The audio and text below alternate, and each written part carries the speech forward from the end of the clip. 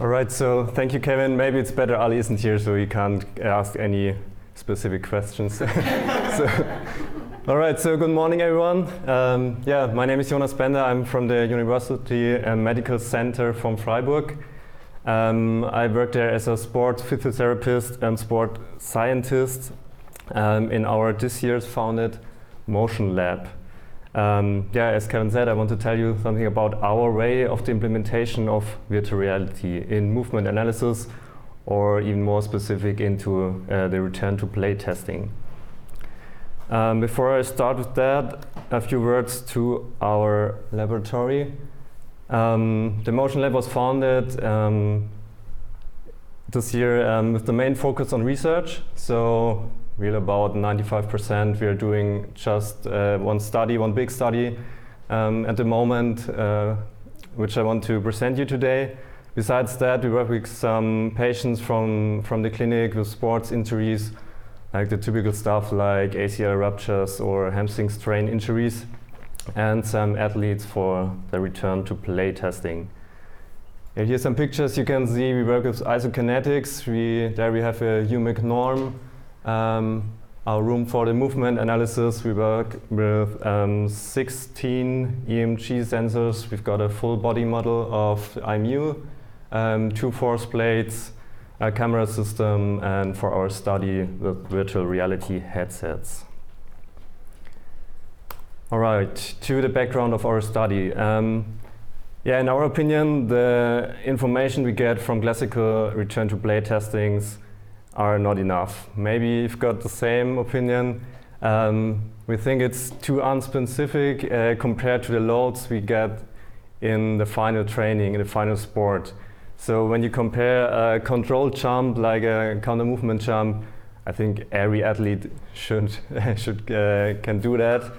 And later in sports, in training, you have uncontrolled, you have reactive jumps, unexpected. You move in one way, look in the other, have to catch a ball. And so we thought, how can we get this into our testings? And here, our suggested solution is the implementation of virtual reality. So I've got one sentence from one study. I didn't put in that much studies. Can ask me later if you need studies to all the stuff, but I wanted to have the slides as clean as possible. But one study from last year, it's a review from Wool, Chris, and Crooms about the visual perturbation. This sentence is quite the sense why we took virtual reality. So they say ACL therapy that employs a visual external focus can simulate real-world training scenarios that better prepare athletes for return to activity when visual attention is focused on the environment and not the body. So we want to get the attention away from the body. When we have the headset, the athletes won't see their legs, won't see their body. We just have 2 controllers in the hands and want this focus on environment and see how they move in this environment. So some questions and hypotheses we had for our study. Compared to movement, does virtual reality influence the movement execution in biomechanical testings? We say virtual reality alters factors like, for example, joint angles correlated to risk of injury. To return to play, does virtual reality improve the validity of biomechanical return to play testings? Here we say testings using VR can reduce the recurrence rate after injuries in the lower extremity, because we hope to get more accurate information about how the real status in rehabilitation is. So, for example, for the points I mentioned before concerning to reactive unplanned movements. And VR to reality, is it possible to induce a virtual reality reactive movement scenario which can be compared to everyday movements? And here we say testings using VR show comparable quantitative and qualitative movement patterns to movements during competition later on. So if this is possible, we can trust the validity of the measured parameters and can add reactive movement tasks, which is the next step. So summarize, the aim of the study is to evaluate the value VR may add to return to play testing. As a short overview over our study, this is what we are doing right now. We've got a baseline testing with athletes from soccer, basketball, handball, volleyball, men and women, with overall about 200 athletes we are testing in 3 to 4 months. Each testing is about 2 hours, so we are a lot of time in our lab right now. This is the place where we are right now, about here. We will be ready with the baseline testing, I think, in the middle of October. And the next step will be that every athlete that has an injury in the lower extremity, which leads to a pause of minimum 1 week, we come back and we do the same testing. So we do a return to play without virtual reality, and we do the return to play with virtual reality, and then we look at different parameters. And from the athletes, you can really say we have the highest leagues around Freiburg, from soccer from Bundesliga, basketball Bundesliga, handball 3rd league, volleyball is 2nd league, so you can really call them like professional athletes. Our current challenges, defining parameters that may be altered in a VR setting. So what do kinematics do, neuromuscular patterns?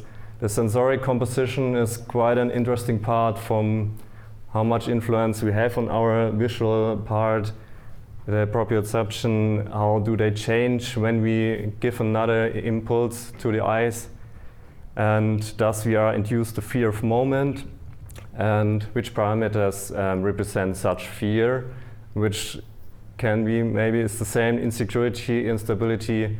So that's what we try to figure out.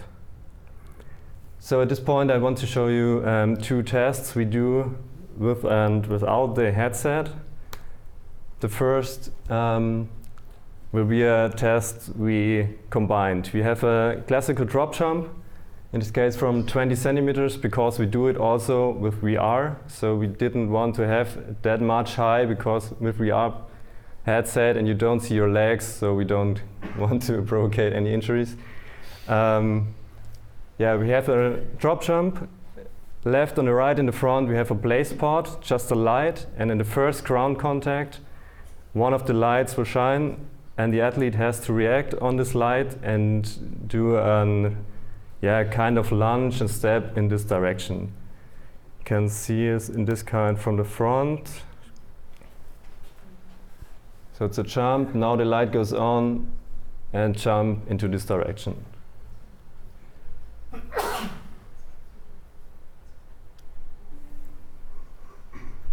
So on the VR setting, we try to copy this one. The difference is, you will see it in the next slide, I have a record from the VR app we are using. We've got a ball, it's in front of the athlete. When he jumps, when the headset has a high difference from 15 centimeters, the ball will start and will fly left or right from the athlete, and he has to jump and reach it with his hand. So that's why you have the controllers in their hands, and it looks like this. There's the jump, and then you have to reach the ball. So we have kind of gamification. You don't see your body, so you really concentrate, ball, where's the ball? Okay, I have to get it. So this is a record from the iPad we are controlling the VR headset with. Unfortunately, it isn't right now possible to have a stream from the VR, because we have to connect the VR with the iPad in a single network, because via internet it would be too slowly. So this is just a record from the iPad. I did with a screen recorder. So the athlete, can think you can understand it, sees it from the other way. Then we have the ball. When the athlete jumps, ball is flying. First he didn't get it, but otherwise you would have seen that it would come back. Yeah. So we have different parameters. We can change trigger delta is the height of the headset when the ball will start. We can change the distance, how far the ball will fly. We can change the speed. Yeah. So some results we get here. I don't want to go that much into it, but in the first way, you can see it looks quite similar.